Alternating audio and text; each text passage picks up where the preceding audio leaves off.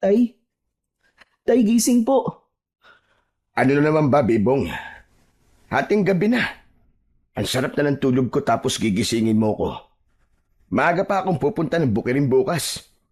Tay, bumangon ka po muna. Nadudumi po kasi ako eh. Samahan niyo naman po ako. Ay, naku naman anak. Ngayon ka pa talaga hating gabi dudumi.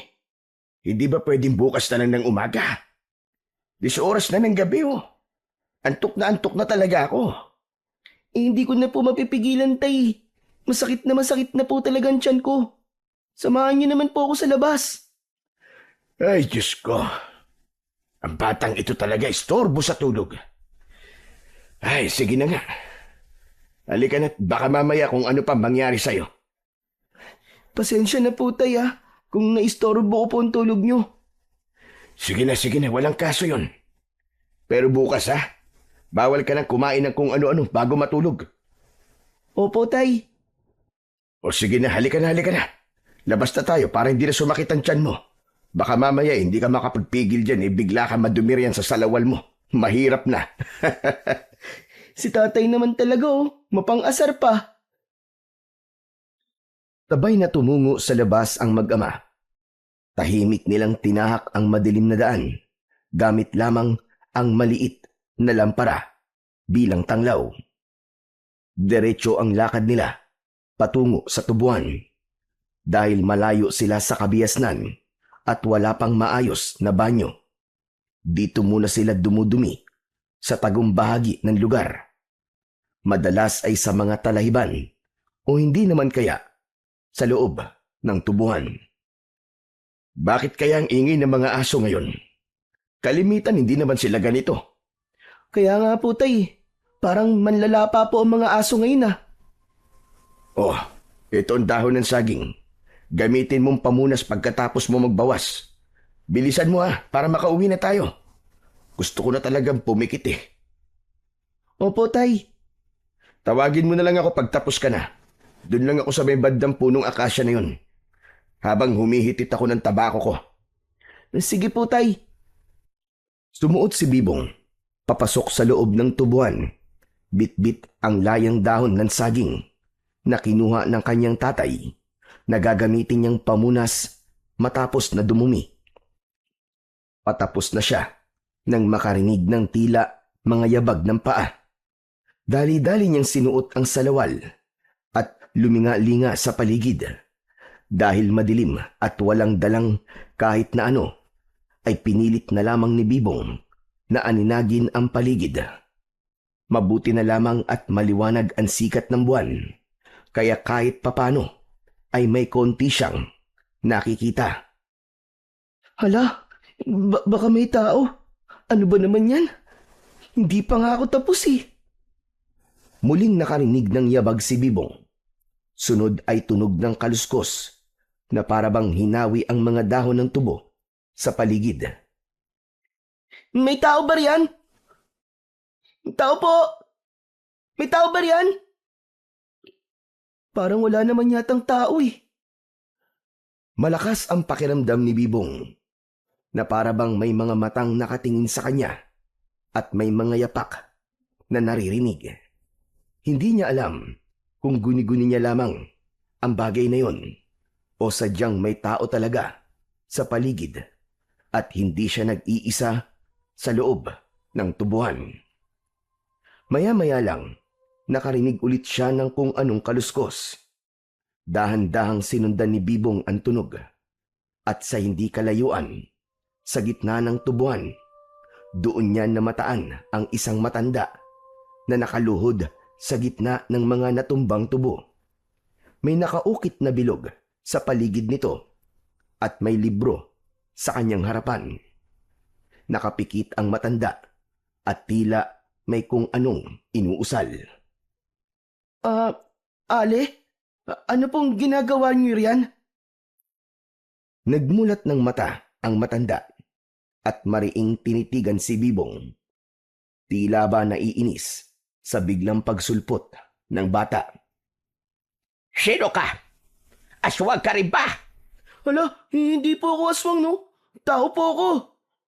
Kung hindi ka isang aswang, Bakit ka nandito ng ganitong oras?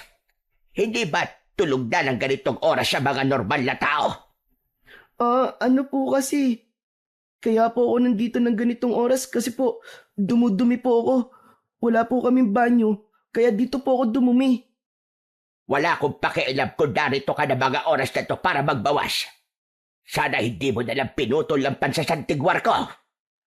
Ha? Ano pong pansasantigwar? Isang uri ng mataas na panalangin o dasal laban sa mga aswang. Naku, pasensya na po kayo. Kung naabala ko po kayo sa pagdadasal nyo. Bakit po kasi diyan pa kayo nagdadasal? Pwede naman po sa bahay nyo na lang Mas makapagyarihan ang pansasantigwar sa labas at sa ilalim ng bilog na buwan. Lalo na't ngayong gabi rin ito ay may nakaikwentro kong aswang sa lugar na ito. Lumalakas din ang mga aswang tuwing bilog at maliwanag ang buwan. Wala naman pong aswang sa lugar namin. At isa pa, hindi naman po totoong aswang Sabi ni tatay, gawa-gawa lang daw po ng mga tao ang aswang para po panakot po sa mga bata. Kaya hindi po ako naniniwala sa ganun Sa ngayon, hindi ka naniniwala, Totoy. Ngunit darating din ang araw na sa sarili mong mga mata ang makakasaksi. At sa oras na yon, siguradong maniniwala ka na. Ay, siya nga po pala. Bakit may mga galos po kayo sa katawan? Nasugatan po ba kayo dahil po dito sa mga tubo? Hindi ka man maniwala, bata. Pero dahil ito, sa pag-atake ng aswang, sinubukan ko silang labanan. Baka naman po asong gala lang po ang umatake sa inyo at napagkamalan nyo lang po na isang aswang. May malalaking asong gala po kasi rito sa lugar namin Alam ko ang pinagkaiba ng aso at ng aswang. At isa pa, veterana na ako sa pagpuksa sa mga aswang, bata. Ha? Ganun po ba? Saan po pala kayo nakatira? Bakit po kayo napadpad dito? Dahil malakas ang kutob ko, na dito sa lugar nyo, sunod na atake ang mga aswang. Dito ko dinala ng mga orasyong ginawa ko. Kaya hanggat kaya ko pa, gusto ko kayong protektahan. Ang bait niyo naman po pala kung ganun. Iniisip niyo po ang kapakanan ng mga taong nasa paligid niyo. Wala akong magagawa. Yun ang kapalaran ko. Nasa kamay ko na ang pagiging santigwar at kailangan kong yakapin ang tungkulin yon. Ang astig niyo po pala. Luluhod lang po kayo tapos magdadasal. Matatalo niyo na po kagad ang mga aswang. Sana all may kapangyarihan. Nagkakamali ka. Hindi madali ang gawain ng isang santigwar. Hindi ibig sabihin na may karunungan sa isang dasal o orasyon laban sa mga aswang ay agad na silang matatalo. Mahirap silang puksain dahil may taglay din silang kapangyarihan. Nabanggit niyo po na naputol ko ang pansasagtigwar niyo. Ano pong mangyayari dahil naputol ko po ang orasyon niyo para sa mga aswang? Dahil naputol, hindi agad tatalab sa kanila. Naku, ganun po pala. Pasensya na po talaga. Kung naistorbo ko po kayo, hindi ko po sinasadya. Kaya nga gumawa ko nitong bilog na harang para hindi ako makita na kahit na sino at para hindi maputol ang pansasagtigwar ko. Pero sa huli, naistorbo mo pa rin ako. Ang hindi ko lang talaga maintindihan, paano mo ko nakita? Gayong ang may mga dugong. Hala, teka lang po. Tignan niyo po. Bakit po nagliliwanag po yung libro niyo? Marahang hinawakan ni Bibong ang libro. Ngunit agad rin niya itong nabitiwan nang bigla na lamang sumagi sa isipan niya ang mga kakaibang salita. Parang naglaro ang mga letrang yun sa kanyang isip at hindi niya maiwasang makaramdam ng pagkahilo. Nawalan siya ng balanse. Mabuti na lamang ay agad siyang nasalo ng matandang babae. Anong nangyari sa'yo, bata? Hindi ko po alam Nang hawakan ko po ang libro niyo, biglang may mga salita pong hindi ko maintindihan nang naglaro sa isipan ko. Kasabay po ng mga letra na hindi ko rin po maintindihan ng pagkakasulat. Aray, ang sakit po sa ulo. Para pong kusa silang pumapasok sa utak ko. Aray, aray ko. Anong sinabi mo? Ang sabi ko po, may kung ano po kong salita na naririnig sa isipan ko. Habang hawak ko po ang libro nyo. May kapangyarihan din po ba ang libro na yan? Hala, ba kung ano pong mangyari sa akin ha? Dahil hindi po ako nagpaalam na hahawakan ko po ang libro nyo. Hindi kaya. Napili ka rin, nakagaya ko. Baka naman isa ka ring Bibong, anak, ang tagal mo naman dyan. Hindi ka pa ba tapos? Halika na, umuwi na tayo. Aba, inaantok na ako, anak. Natigilan sa pagsasalita ang matandang babae nang makarinig ito ng boses. Kasunod ang mga yabag patungo sa kanilang kinaroroonan. Tapos na po ako, Tay. Nandiyan na po ako. Nang muling lumingon si Bibong sa kanyang likuran, kung nasaan ang matanda, wala na ito sa kanyang kinatatayuan. Tanging ang bilog na lamang na marka ang naiwan kung saan ito nakaluhod kanina. Hala, nasan na yun? Tumalikod lang ako sandali na wala na kaagad. Totoo nga yata ang sinasabi ng matandang ina. May kapangyarihan nga siya. Oh, bakit nandito ka? Aba, layo naman ang pinuntahan mo. Dudumi ka lang, tinumba mo pa ang mga tubo. Pambihira ka, oo.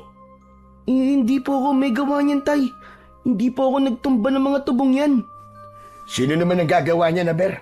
Ikaw lang naman ang tao rito. Ikaw, Bibong, ha? Hindi kita tinuruan na magsinungaling at ipasang mali mo sa ibang tao.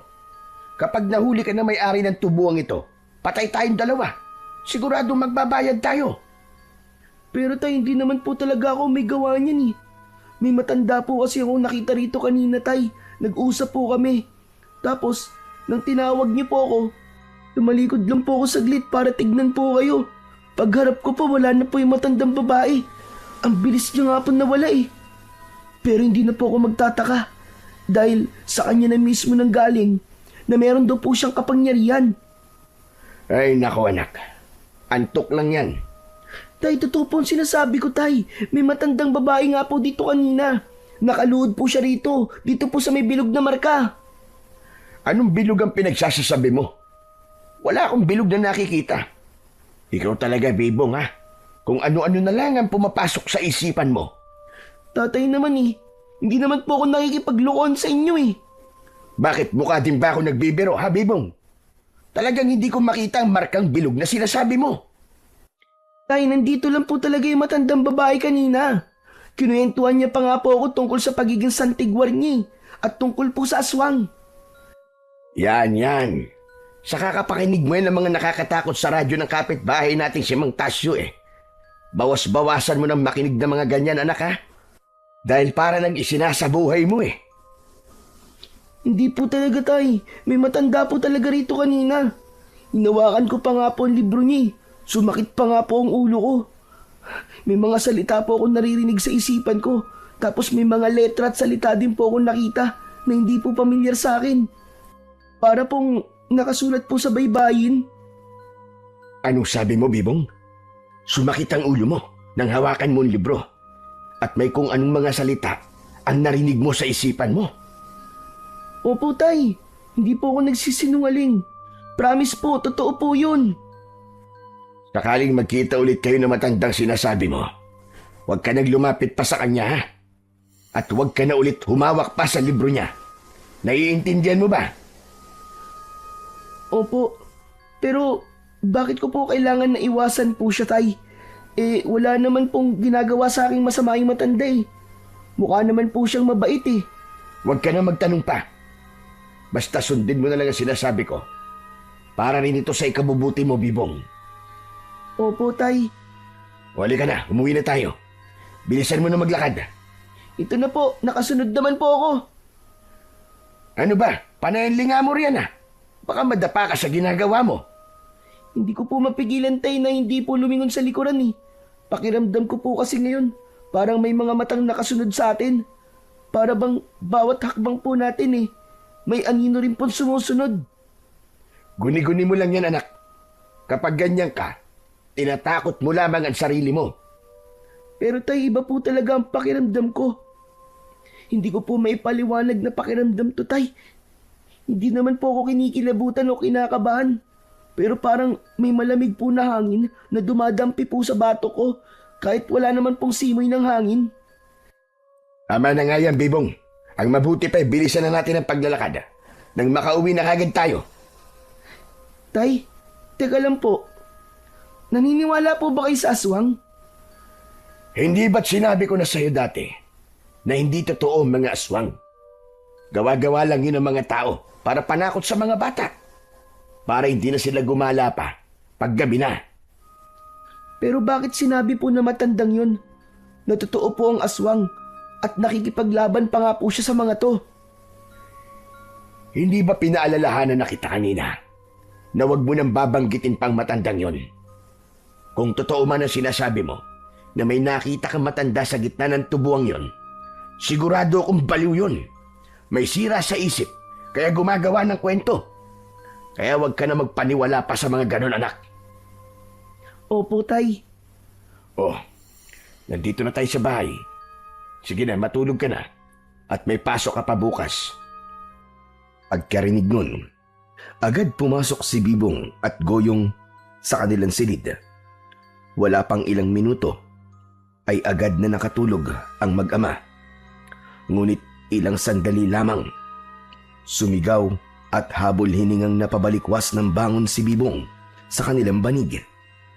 Napakapit siya sa dibdib at nagpalinga-linga sa paligid. Sa gulat naman ni Mang Goyong sa biglang pagsigaw ng anak, nagising rin siya at napabangon na rin. Anak, Bibong, ano ba nangyayari sa'yo? Ano ka ba naman? At bigla-bigla ka nalang sumisigaw.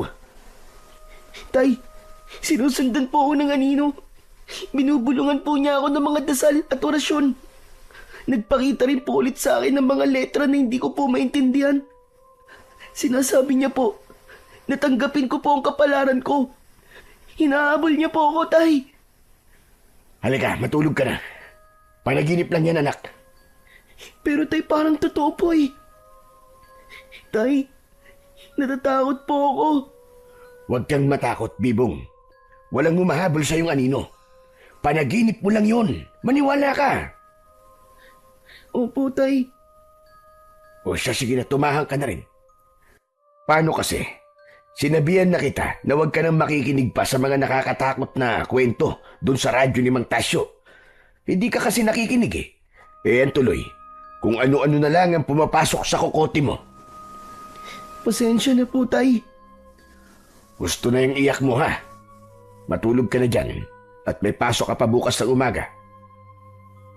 Kinabukasan, sabay na umalis ng bahay sina Bibong at Goyong. Pero magkaibang daan ang kanilang tinahak. Kinakailangan agahan ni Bibong ang pag-alis sapagkat medyo may kalayuan ang kanilang paaralan mula sa bahay nila. Samantala si Mang Goyong naman ay magtutungo sa bukirin. Panahon kasi ng anihan, kaya't kailangan niyang makarating ng maaga para mas marami siyang maani at kitain sa maghapon. O siya, Bibong, dito na ang daan ko. Mag-ingat ka sa daan papuntang eskwelahan, ha? Opo, tay. Oo nga pala, kung maaga ka makakauwi, huwag ka nang dumaan sa bukid, ha? Para tulungan ako sa pag-aani. Dumiretso ka na lang sa bahay para makapagpahinga ka na. Ako na rin ang bahala sa ulam. Dadaan na lang ako sa bayan mamaya. Sige po, tay. Ingat po kayo sa trabaho niyo, ah. Galingan mo sa klase, anak, ha? Huwag kang pasaway. Opo. Habang naglalakad, hindi pa rin maalis-alis sa isip ni Bibong ang bangungot na napanaginipan niya kagabi. Pinilit na lamang niyang isantabi ang bumabagabag sa kanya at itinuon ang pansin sa klase nang makarating na siya sa paaralan. Pagsapit ng uwian, biglang bumuhos ang malakas na ulan. Naisip ni Bibong, na hintayin muna itong humupa. Ngunit nag-aagaw na ang liwanag at dilim. Hindi pa rin ito tumitila. Sa huli, napilitan siyang suungin ang ulan pauwi. Ayaw niyang gabihin pa sa daan. Subalit, hindi nga siya nagkamali. Dumilim na nga nang nasa kalagitnaan pa lamang siya ng paglalakad. Wala rin siyang dalang flashlight, kaya bahagya siyang nahihirapan na aninagin ang paligid. Natatakot na rin si Bibong dahil hindi na pamilyar sa kanya ang paligid. Hala, nasaan na ba ako? Ang hirap naman kasi. Hindi ko makita ng maayos ang dinadaanan ko. Nagpatuloy pa sa paglalakad ang batang si Bibong. Hanggang sa dulong bahagi ay may nakita siyang munting liwanag na parabang ilaw na mula sa gasera. Nang lapitan niya yon, liwanag yun mula sa isang barong-barong. Tao po? Tao po? May tao ba riyan? Pwede po bang makipasok? Giniginaw na po kasi ako. Maya-maya lamang din, isang matandang babae ang sumilip nang magbukas ang pintuan. Agad na namukaan ni Bibong ang matandang yon, sapagkat ito rin ang matandang babae na nakita niya sa gitna ng tubuhan. Kayo po pala yan? Dito po pala kayo nakatira? Oo. At anong ginagawa mo dito, iho? Paano ka napadpad dito? Paano mo nakita ang bahay ko? Naligaw po ako. Hindi ko po kasi maaninagandaan. Hanggang may nakita po akong konting liwanag nang tignan ko po kung saan po nanggagaling. Dito po pala sa barong-barong nyo. Ang ibig ko sabihin, saan ka dumaan? Sa daanan po. May orasyon ang paligid ng bahay ko. Paano mo to nakikita? Hindi ka man lang ba napasok? Hindi ko po alam ang sinasabi nyo eh. Hindi naman po ako napasok. Sa katunayan nga po, giniginaw na po talaga ako ngayon. Pwede na po bang pumasok kahit saglit lang? Ang lamig-lamig na po kasi. Papahupain ko lang po ng konting ulan tapos aalis na rin po kagad ako. O siya, sige na, pumasok ka. Saan ka ba naggaling at naligaw ka rito? Galing po ako sa eskwelahan eh. Hindi ko naman po alam na uulan. Kaya hindi po ako nakapagdala ng payong. Napansin ni Bibong na tila kanina pa may inaaninag ang matanda sa kanyang likuran. Luminga si Bibong pero wala naman siyang nakita. Sino pong tinitignan niyo sa likuran ko? Hinatid ka pala dito ng anino mula sa orasyon ko para siguradong ligtas ka.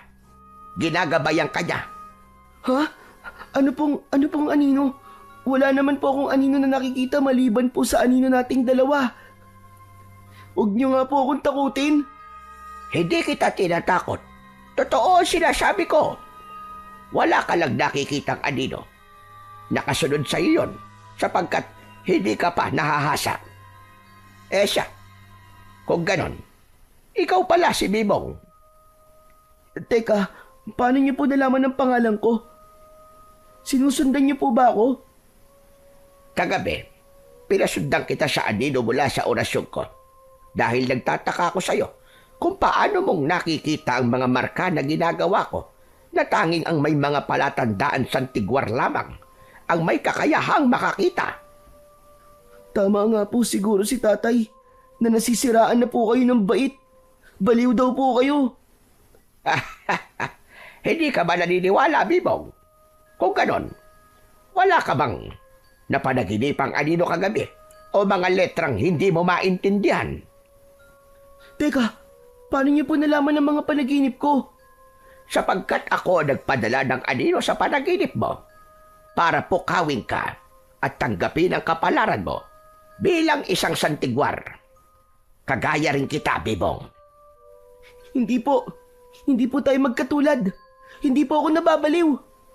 Hindi mo maaalis sa iyo, Bibong, ang pagiging santigwar. Hula ko ay mula ka rin sa lahing pinagmulan ko. Ha? Ano po ba ang lahi na pinagmulan nyo? Mula sa lahing Banas. o banal na dugo ng mga santigwar? Saglit nga, may gusto lang ako kumpirmahin. Tumalikod ka at hubarin mo ang damit mo. Titignan ko kung may marka ka rin ng kagaya ng sa akin. Nagtataka man, ngunit sinunod pa rin ni Bibong ang sinabi ng matandang babae. Nang tuluyan niyang mahubad ang damit, malinaw na nakita ni Nanang Kuping ang krus na marka sa likuran ni Bibong na gaya rin sa kanya.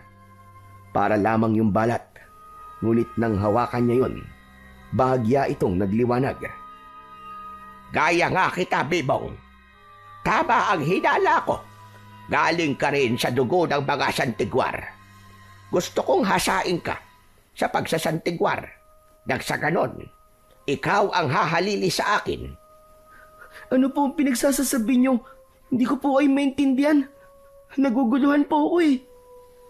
Pumikit si Nanang Kuping at malalim na bumuntong hininga. Saka ko na ipapaliwanag sa'yo. Hala, sige na, hinahanap ka na ng tatay mo. Ikukuha mo na kita ng balabal para hindi ka masyadong ginawin sa daan pauwi sa inyo. Teka lang po. Gusto ko lang po munang maliwanagan sa mga pinagsasasabi niyo po sa akin. Bumalik ka rito bukas. Dala itong balabal ko. Ingatan mo yan at wag na wag mong wawalain. Sige po. Binuksan ni Bibong ang pintuan ng barong-barong. Bago siya humakbang, ay muli niya pang sinulyapan ang matandang babae. Teka lang po. Ano nga po palang pangalan niyo? Kasi po... Bago pa man matapos si Bibong sa kanyang pagtatanong, bigla na lamang siyang itinulak ng matanda palabas ng barong-barong. Agad nitong isinara ang pinto at hindi man lang siya pinansin kahit napasalampak na siya sa basang lupa. Aray! Aray ko, grabe!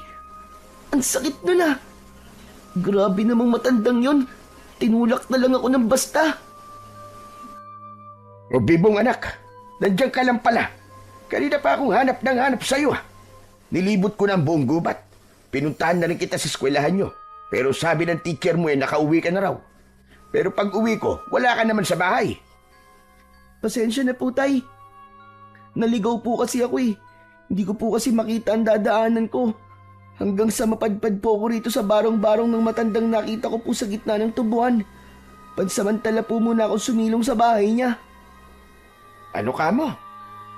Barong-barong? Wala naman nakatira sa lugar na to, anak. Kaya nga nagtataka ako bakit nandito ka. Hindi naman ang daan na to papunta sa atin.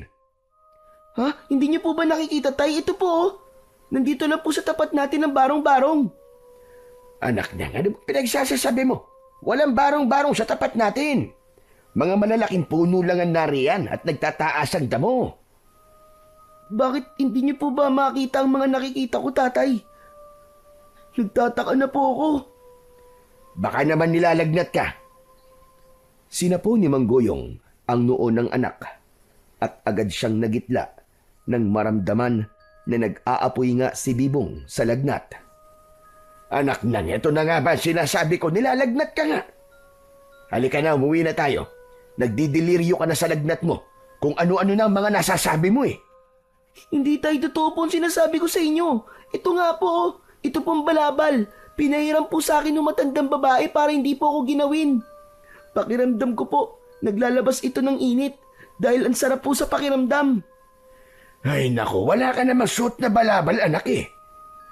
Mabuti pa, papasanin na lang kita at nang makauwi na kagad tayo at nang makainom ka na kagad ng gamot.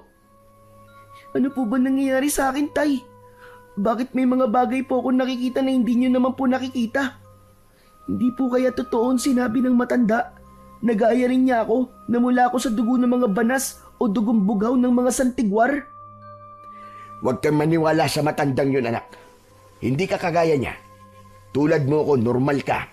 At wala kang dugong santigwar. Kung wala po akong dugong santigwar, bakit po hindi na maalis-alis sa isipan ko ang mga bulong na para bang mga dasal at mga letrang parang nakasulat po sa baybayin? Bakit para pong may misyon akong dapat gampanan, tay? Ay nako, tumahimik ka na nga, Bibong. Ayoko nang marinig pa ulit yan sa'yo ah. Makinig ka sa akin. Hindi ka na pwede pang pumunta sa matandang yon. Sa oras na suwayin mo ko, ikukulong talaga kita sa bahay. Pero tay, Wala nang pero-pero. Sundin mo na lang ang sinasabi ko sa'yo, Bibong. Dahil para rin naman sa ito. opo, 3 araw na ang lumipas. Ngunit hindi pa rin naibabalik ni Bibong ang balabal na ipinahiram ng matanda. Ilang ulit na rin niyang binalak na puntahan ito dahil ilang gabi na siyang binabagabag ng paulit-ulit niyang panaginip. Pero tuwing sinusubukan niyang puntahan ang matanda, agad niyang naaalala ang mahigpit na bilin ng kanyang ama. Ngunit isang gabi, hindi makatulog si Bibong. Kusa na lamang siyang napatayo mula sa kanyang banig at sinilip pa ang kanyang ama na mahimbing na natutulog. Dahan-dahan niyang binuksan ang pinto ng kanilang bahay at lumabas. Dala ang isang gasera habang tinatahak ang daan. Napahinto siya sa tapat ng barong-barong ni Nanang Kuping. Ilang saglit lamang ay nagbukas ito ng pinto at iniluwa ang matanda na parabang alam na nito na darating si Bibong. Ikaw pala yan. Ilang araw na kitang hinihintay, Bibong. hanggang ngayon po, hindi ko pa rin po alam ang pangalan niyo. Tawagin mo na lamang akong Nanang Kuping. Butit nandito ka na, Bibong. Ilang araw din ako naghintay sa pagbabalik mo. Pero Nanang Kuping, hindi po dapat ako nandito. Magagalit po ang tatay ko kapag nalaman niya po na pinuntahan kita. Hindi ko alam kung ano ang kinagagalit ng tatay mo. Ngunit alam ko na may malalim yung dahilan. Yun nga po ang hindi ko nga rin po maintindihan. Bakit parang may sariling buhay po ang mga paa ko at basta na lang po ako naglakad papunta po dito. Tingnan mo, at sariling kapalaran mo na ang naghatid sa'yo dito. Mabuti pa, umuwi na po ako bago pa po magising si tatay. Bibong, makinig ka. Bibong, makinig ka. Alam kong nararamdaman mo rin na tila may kung anong nananalaytay sa dugo mo. Tutulungan kita, Bibong, dahil gaya rin kita. Halika sa loob, pumasok tayo. At may ipapakita ko sa iyo. Pero Halika muna, kahit saglit lang. Sabay na pumasok si Bibong at Nanang Kuping sa loob. Napabuntong hininga na lamang siya habang hinahakbang ang kanyang mga paa. Dumiretso sila sa isang sagradong silid sa dulo ng barong-barong. Pumikit si Nanang Kuping sa kamay kung anong inusal. Kalaunan, kusa itong bumukas. ang galing. Paano niyo pong nagawa yun? Wala namang susi, pero nabuksan niyo po. Kung yayakapin mo ang pagiging isang santigwar, magagawa mo rin yun, Bibong. Maliit na bagay lang yon. Halika sa loob. Gusto ko pong malaman bakit may mga bagay po na nakikita ko na hindi naman po nakikita ni tatay. Gaya na lang po nitong barong-barong niyo na kahit nasa harapan na po niya, hindi pa rin po niya nakikita. At ang balabal niyo po. Dahil hindi mo kagaya ang tatay mo, maaaring sa dugo ng nanay mo nakuha ang pagiging santigwar mo. At isa pa, ay may banal na orasyon ang paligid nito barong-barong ko na hindi kaya buksan ng mga normal na tao. At ang aswang na magtatangkang pumasok ay maaaring masunog ang balat. Hindi ko po alam. Matagal na pong wala ang nanay ko. Hindi ko rin po alam kung anong nangyari sa kanya. Tuwing bubuksan ko po kasi ang usapan tungkol po sa nanay ko, nagagalit po si tatay. Hindi niya po sinasabi ang dahilan ng pagkawala po ni nanay. Baka naman kasi may tinik pa rin sa dibdib ang tatay mo tungkol sa pagkawala ng nanay mo. Kaya ayaw niyang pinag-uusapan niyo ang ganong bagay. Siguro nga po. Bakit niyo po pala ako dinala sa silid na to? Ano pong ipapakita niyo po sa akin, Nanang Kuping? Binuksan ni Nanang Kuping ang isang maliit na baul at agad na kumawala ang matinding liwanag mula rito. Aray, ang silaw naman. Ang sakit po sa mata. Ano pong meron sa baul na yan? Saglit na binalot ng kislap ang buong paligid hanggang sa tuluyang humupa. Pagkaraan, marahang kinuha ni Nanang Kuping ang isang lumang libro na may kakaibang pabalat na parabang galing sa punong kahoy. Mula sa loob ng baul, marahang inabot ni Nanang Kuping ang libro kay Bibong. Gusto kong ibigay sa iyo ang libro na minana ng ating lahing Santigwar. Naglalaman ito ng matataas at makapangyarihang dasal laban sa mga aswang. Ito ang ginagamit nating mga Santigwar. Ano naman pong gagawin ko riyan, Nanang Kuping? Pag-aaralan mo ang mga dasal na narito, Bibong. Isa sa isip at isa sa buhay mo sa oras na muling umatake ang mga aswang. Lalo na't nararamdaman ko na naghahanda na sila para sa pagsalakay. Naaalala mo ba ang sinabi ko sa iyo? Na sa oras na bilog at maliwanag ang buwan, lumalakas din sila. Sa ikatlong kabilugan ng buwan na mangyayari yon, pagkaraan ng 3 linggo, paniguradong susubukan nilang maghari. Ha? Pero bakit po ako? Bata pa po ako eh. At wala po akong alam sa ganyan. Tutulungan kita, Bibong. At sa tulong rin ng banal na librong ito, alam kong magtatagumpay ka. Baka hindi ko po kaya. Magtiwala ka sa sarili mo. Basta't hindi maaagaw at mapupunit ang huling pahina kung saan nakalagay ang dasal para sa pagpapalakas ng mga aswang.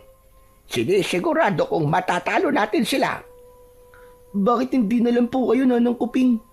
Hindi po ba gamay niyo na po ang pagpuksa sa mga aswang? Bakit kailangan ako pa po? Tama ka, Bibong. Gamay ko na nga ang pagpuksa sa kanila. Pero hindi na ako ganong kalakas gaya ng dati. Kasabay ng pagtanda ko ang paghina rin ng kapangyarihan ng pagsasantigwar ko. Kaya kailangan ko ng tulong mo, Bibong. Tanggapin mo na ang kapalaran mo. Tulungin mo ako. Pero natatakot po ako eh. Huwag kang matakot. Wala ka rin dapat na ipag-alala. Dahil di ba, sinabi ko, sasanayin kita.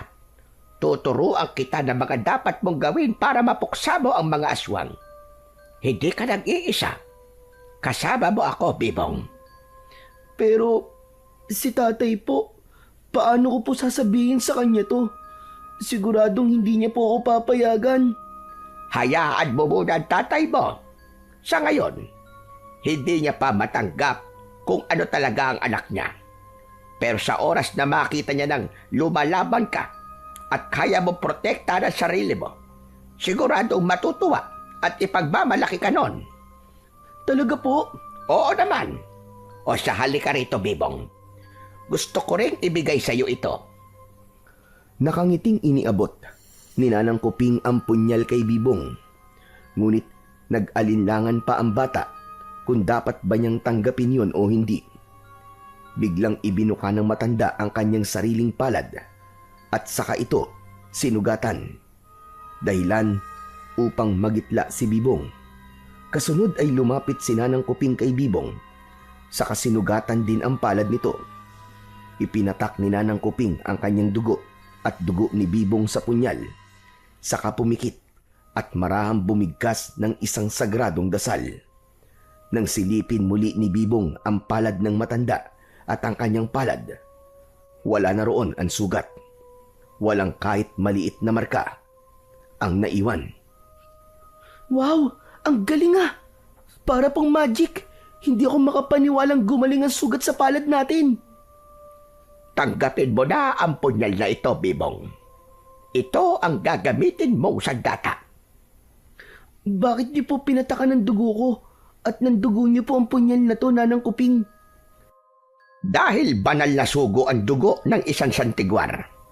Ang ating dugo ay may bisa ng dasal at basbas. Kaya't ito ang magiging susi para maging sagradong sa data ang punyal. Kung walang dugon santigwar, karaniwang bakal lang ang punyal. Pangontra rin ito sa dugo ng dilim. Ang aswang ay may dugo ng kadiliman, samantalang ang santigwar ay may banal na dugo. Kapag nagsanib ang dugo ng santigwar sa isang bagay, nililinis at pinuputo nito ng liwanag ang bagay na yon, kaya't kayang wasakin ang dugo ng dilim. Wow, ang galing po talaga. Sa ilang alamat ng ating lahi, sinasabi ring ang mga unang santigwar ay nakatanggap ng ganitong kaalaman bilang pamana. Kaya't bawat susunod na henerasyon, kailangang ipasa sa pamamagitan ng dugo upang manatiling buhay ang kapangyarihan. Paano naman po ang librong ito? Binuksan ni Bibong ang librong ibinigay ng matandang babae at sa mismong paglapat ng kanyang palad sa pahina ay bigla siyang nakaramdam ng kakaiba at tila may kuryenteng dumaloy sa kanyang mga ugat. Sunod-sunod na mga salitang hindi niya maintindihan ang umalingaw-ngaw sa kanyang isipan. Para bang may iba't ibang boses ang bumubulong sa kanya na pilit na pumapasok sa kanyang isipan. Mariin siyang napasapo sa ulo, habol hininga at halos manginig hanggang sa unti-unting nagdilim ang kanyang paningin at tuluyang nilamon ng dilim ang kanyang ulirat. Bibong! Bibong anak, gumising ka!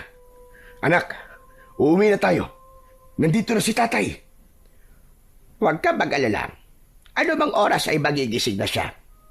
Hindi lang kinaya ng katawan niya ang bisa ng dasal ng santigwar. Wala kang dapat ikatakot. Anong walang dapat ikatakot? Kung ano mang mangyari sa anak ko, kasalanan mo yun. Sinisigurado ko sa iyo na walang mangyayaring masama sa anak mo. At isa pa, huwag mong ipagkait kay Bibong ang kapalaran niya, Goyong. Isa siyang santigwar at hindi mo mababago yon. Hayaan mo na ang bata ang pumili ng landas na tatahakin niya. Hindi ako makapapayag. Normal lang anak ko at hindi niyo siya kagaya. Katulad ko siya. Wala kang magagawa, Goyong. Nakaukit na yan sa palad ng anak mo.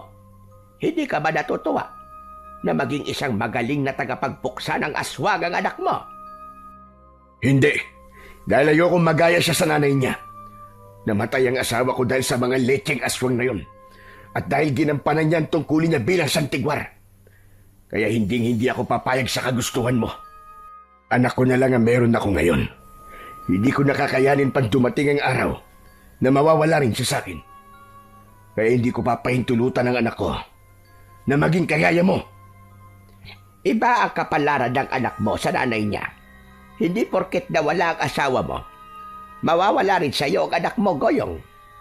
Kahit naman pigilan mo pa ang anak mo, hindi mo pa rin maipagkakaila sa kanya ang kagustuhan niyang lumaban sa mga aswang. Dahan-dahang iminulat ni Bibong ang kanyang mga mata.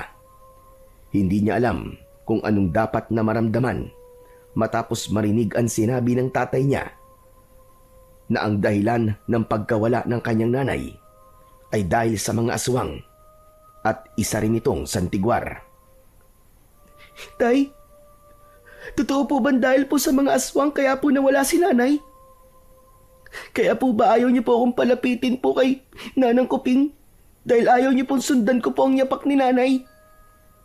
Anak, halika na. Mabuti pang tumayo ka na riyan at umuwi na tayo.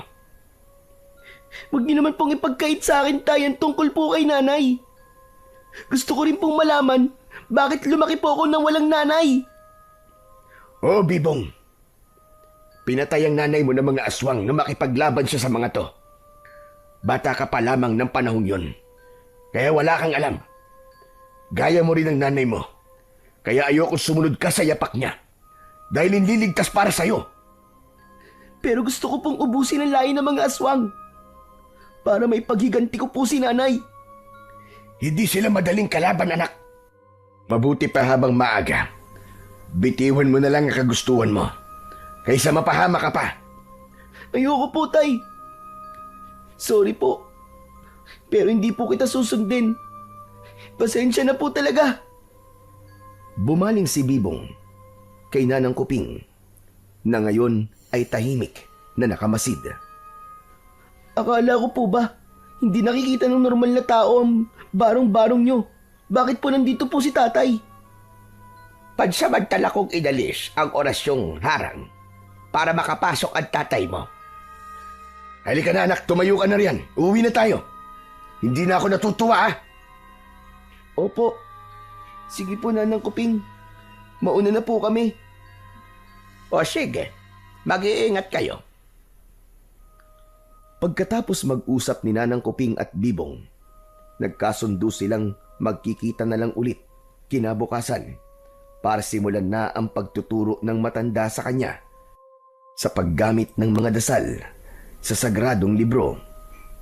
Pagsapit ng gabi, tahimik na ang paligid, ngunit may kung anong bumabagabag kay Nanang Kuping.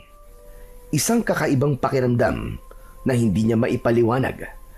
Para bang may masamang mangyayari ngayong gabi. Mariin niyang ipinikit ang mga mata upang pakalmahin ang sarili. Ngunit bigla siyang nakarinig ng kaluskos mula sa labas ng kanyang kubo. Agad niyang iminulat ang mga mata. Nang bahagyang buksan ni Nanang Kuping ang bintana, agad na sumalubong sa kanya ang malamig na simoy ng hangin. Naninindig ang kanyang mga balahibo, ngunit hindi yun ang dahilan. May kakaiba sa paligid. May presensyang hindi pangkaraniwan at ramdam niya yon. Tila may mga matang nakamasid sa bawat galaw niya. Hanggang sa bigla na lamang may mabigat na bagay na dumapo sa bubungan ng kanyang pawid. Naramdaman niya ang pag-uga ng kanyang bahay sa bigat nito. Batid niya rin, hindi yun basta pusa o ibon lang na dumapo sa kanyang bubungan. Diyos ko po, naloko na. Minanmanan ako ng mga tusong aswang. Hinintay lang nila na tanggalin ko ang banal na harang bago sila sumugod. Agad siyang bumangon at hinugot ang maliit na sundang mula sa kanyang bulsa. Napalunok pa si Nanang Kuping at lalo pang hinigpitan ang pagkakahawak nito. Dahan-dahan siyang lumapit sa pinto at sumilip sa labas. Maingat siyang lumabas ng bahay.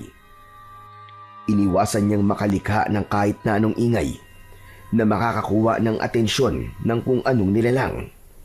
Ngunit nang igala niya ang kanyang paningin sa bubungan, nanlaki ang kanyang mga mata dahil may isang nakakatakot na nilalang ang nakadapa roon. Ang mukha nito'y balot ng dugo at napakadungis. Namumula ang mga mata na parabang nagliliyab sa galit at gutom. Maitim ang balat, kasing itim ng uling. Nakalantad din ang matatalas at mahahabang ngipin na waring sabik lumapa ng laman, at ang balat sa paligid ng bibig at pisngi ay nanunuklap. Napasingot si Nanang Kuping dahil sa bawat paghinga ng nilalang, umaalingasaw ang mabahong amoy ng bulok na karne mula roon. Napaatras siya. May aswang sa kanyang bubungan at batid niyang may kinalaman ito kay Bibong at sa pagiging santigwar ng bata. Kanina pa niya ramdam ang kakaibang enerhiya. Natiktikan siya ng mga ito at marahil nahalata na ng mga nilalang ang kanyang binabalak na si Bibong ang susunod sa kanyang yapak. Agad siyang nagtago sa likod ng malalagong halaman upang hindi siya matuntun. Mula roon, nakita niyang gumalaw ang nilalang at bumaba sa tapat ng kanyang pinto. Naningkit ang mga mata ni Nanang Kuping habang pinagmamasdan ang bawat kilos nito. Pumasok ang aswang sa kanyang bahay, ngunit hindi nagtagal ay lumabas din ito habang humihiyaw. Nagngangalit at nalalapnos ang balat dahil sa orasyong inilagay niya roon. Mabilis na iginala ng aswang ang tingin hanggang sa napako ang mga mata nito sa may halamanan. Ngumisi ang aswang habang mariing nakatitig kay Nanang Kuping. Naloko na. Nakita niya na ako. Bago pa man lumabas ng barong-barong, ay nakapaghanda na si Nanang Kuping sa mga hakbang na gagawin. Batid niya ang maaaring mangyari at handa na siya sa pagsugod ng aswang. Mahigpit niyang hinawakan ang sundang at nang sa isang iglap ay mabilis na gumalaw ang aswang. Agad siyang lumayo mula sa halamanan upang maiwasan ang matatalim nitong kuko. Anong kailangan mo sa akin? Alam ko na. Ang banal na libro ng mga santigwar ba ang hanap mo? Kaya ka pumasok sa barong-barong ko ay para nakawin ito. Hindi mo ito makukuha ng ganun-ganun na lang. At wala na sa akin ito. May iba ng may-ari ng libro. At kahit matanda na ako, kaya pa rin kitang patumbahin. Sa isang iglap, muling sumugod ng aswang. Ang mahahabang kuko nito parang patalim na handang bumasag ng laman. Iniwasan ni Nanang Kuping ang nilalang. Sa sandaling nakakuha siya ng puwang, mabilis niyang hinugot ang sundang at ibinaon sa tagiliran ng halimaw. Umalingaw-ngaw ang nakakakilabot na hiyaw ng aswang. Yumanig ang paligid sa tindi ng sigaw nito habang umaagos ang maitim na dugo. Sumigaw pa ito sa sakit, ngunit imbis na umurong, lalo itong nagngingit-ngit sa galit. Muling sumugod ang aswang at sa bilis ng galaw nito ay nagawang masugatan ang braso ni Nanang Kuping. Napaluhod siya sa damuhan at agad niyang naramdaman ang hapdi at panghihina. Lumatay ang sakit ng ginawa ng aswang sa kanyang katawan. Mariin niyang ipinikit ang mga mata at sinimulang iusal ang dasal ng mga santigwar. Unti-unting nagliyab ng malamlam na asul ang kanyang katawan. Nagliwanag ito na babalot ng banal na proteksyon. Sa bawat salitang binibigkas ni Nanang Kuping, lumalakas ang ningning ng liwanag hanggang sa kumalat ito sa paligid. Nang masilayan ito ng aswang, agad itong umurong, napapikit sa sobrang silaw, napapaatras at parabang sinusunog ng liwanag ang kanyang balat. Umatungal ito at sa isang iglap ay nagmamadaling tumalon-talon, palayo, hanggang tuluyang maglaho sa dilim ng kagubatan. Naiwan si Nanang Kuping na hingal na hingal. Hawak ang kanyang sugatang braso. Alam niyang hindi pa tapos ang laban. May susunod pa at marami pa ang mga nilalang ng dilim. Hindi maaari ito. Kailangan ko na sanayin si Bebong sapagkat mas malalakas pang nilalang at siguradong darating. Agad na pumasok sa barong-barong si Nanang Kuping at agad na nilinis ang sugat sa kanyang braso. Humanda ka talagang aswang ka. Kinabukasan, maaga pa lang nagpaalam na si Bibong sa ama na aalis. Tutungo siya kay Nanang Kuping para pag-aralan ang mga dasal sa banal na libro ng mga santigwar. Hindi pa niya gamay ito, kaya kailangan pa niya na matuto mula kay Nanang Kuping. Masinsinan tayo nag-usap kagabi, Bibong. Hindi porkit pinapayagan na kita na pumunta kay Nanang Kuping para asain ka, magiging pabaya ka na sa pag-aaral mo. Sabado at linggo ka lang pwedeng pumunta ron kapag wala kang pasok. Opo, Tay. Salamat po dahil pinayagan niyo na po ako. Basta anak ka, mag-iingat ka lang palagi. Ako pa ba, Tay?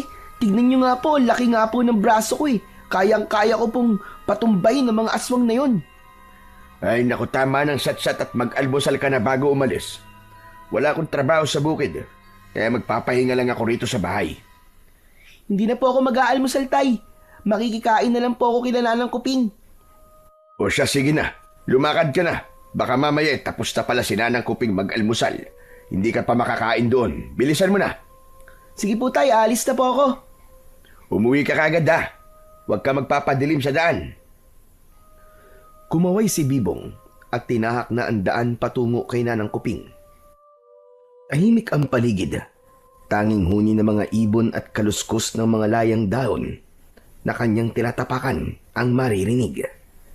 Sa kalagitnaan ng kanyang paglalakad, bigla siyang nakarinig ng iyak. Inilibot niya ang paningin, ngunit walang tao sa paligid.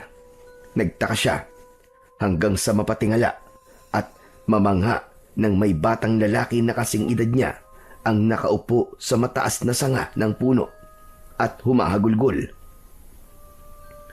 Hoy! Bata, anong ginagawa mo dyan? Napahinto sa pag-iyak ang bata at animoy nagulat nang makita si Bibong. Agad itong bumaba mula sa itaas ng puno at hinarap siya. Sino ka? Bakit ka nandito? Ako nga pala si Bibong. Napadaan lang ako dito. Ikaw, bakit nandun ka sa taas ng puno? Bakit ka dumaan dito, ha? Ha? Bakit bawal ba dumaan dito? Oo, bawal dumaan dito. Bakit pagmamay-ari mo ba to? Hindi. Hindi naman pala eh. Di pwedeng dumaan dito. At saka, saan mo ako gustong padaanin? Dito naman talaga ang daanan. Hindi mo ako naiintindihan eh. Binabalaan lang kita na hindi ligtas ang daanan na to. Pero ilang beses na akong dumaraan sa parting to. Wala naman nangyayari sa akin. Teka nga, maiba tayo. Bakit ka nga pala umiiyak? Wala. Napagalitan lang ako ni tatay. Huwag mo na akong pansinin. Sige na, pwede ka nang umalis. Baka naman kasi may nagawa kang mali kaya ka napagalitan. Ang tatay ko nga minsan ganyan din eh. Wala. Hindi mo rin naman ako maiintindihan eh. Hindi ka rin dapat nandito. Alam mo bang mapanganib sa lugar na to? Mapanganib? Ibig mo ba sabihin dahil sa mga aswang? Maaga naman ngayon eh. Kaya sigurado na hindi naman sila aatake. Oo nga, pero mag-iingat ka pa rin. Hindi mo alam ang kakayahan ng mga aswang. Oo naman. Hindi ko naman minamaliit ang mga aswang no. Pero ikaw, ayos ka na ba? Naglayas ka ba sa inyo dahil pinagalitan ka ng tatay mo? Uuwi rin naman ako maya-maya. Nagugutom na nga ako eh. Tara sa bahay namin. Doon ka na muna makikain. Talaga ba? Ayos doon sa'yo na makikain ako sa inyo? Oo naman. Kaysa naman magutuman ka rito. Kung hindi ka naman nahanapin sa inyo, walang kaso sa akin na sumama ka sa bahay. Walang maghahanap sa akin. Sinisigurado ko yan sa'yo. Sakto. Kasi pag alis ko ng bahay, nagluluto si tatay ng tinolang manok. Panigurado ko, naluto na yun ngayon. Kaso, nahihiya pala ako. Baka pagalitan ka ng tatay mo kapag dinala mo ako sa inyo. At baka isipin niya na pumunta lang ako sa inyo para makikain lang. Ano ka ba naman? Mabait ang tatay ko no, kaya halika na. Huwag ka na magpapilit. O sige. Salamat ah. Wala yon. Ay siya nga pala. Ano nga palang pangalan mo? Ako si Melchor. Melchor, saan ka pala nakatira? Ang sabi mo hindi ligtas sa lugar na to, di ba? Bakit nandito ka? Sanay na kasi ako sa lugar na to. Kumbaga, gabay ko na ang mga panganib dito. Hindi ba talaga magagalit ang tatay mo na isama mo ako sa inyo? Paulit-ulit ka naman eh. Hindi nga. Mabait si tatay, sigurado magkakasundo kayo. At saka, sasabihin ko kay tatay na kaibigan kita. Ha? Kaibigan? Oo, kaibigan. Hindi mo ba alam yun? Ngayon lang kasi ako nagkaroon ng kaibigan eh. Wala rin naman ako masyadong kaibigan kasi mahirap maganap ng tunay na kaibigan. Minsan kasi, pagsasamantalaan lang nila ang kabaitan mo. Kaya nga, minsan ka lang makakakita ng maaasahan mo. Pero, sigurado ka ba na kaibigan mo na ako? Bago lang naman tayo magkakilala. Hayaan mo na. Hindi naman masusukat sa tagal ng pagkakaibigan eh. At saka, hindi mo naman siguro ako gagawa ng masama, no? At isa pa, mukha ka namang mabait at maaasahan eh. Salamat kung yun ang tingin mo sa akin.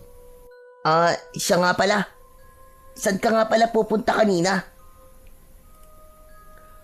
Natigilan si Bibong at hindi alam kung dapat ba niyang sabihin kay Melchor na papunta siya kay Nanang Kuping para sa pag-aaral ng mga dasal ng Santiguar. Wala. Mamamasyal lang ako. Nagpapahangin. Mainit kasi. Sa susunod, Bibong, huwag ka basta-bastang mamamasyal sa kagubatan na ikaw lang mag-isa. Dahil sa mga nakaraang kabilugan ng buwan, malakas ang mga aswang kahit sa umaga. Saan mo naman nalaman yan? Wala, narinig ko lang. Ganun ba? O sige, halika na. Bumaba na tayo para makakain na tayo. Gutom na rin ako eh. Hindi pa kasi ako nag-aalmusal. Magkasabay na tinahak ng dalawa ang daan pabalik sa bahay nila Bibong.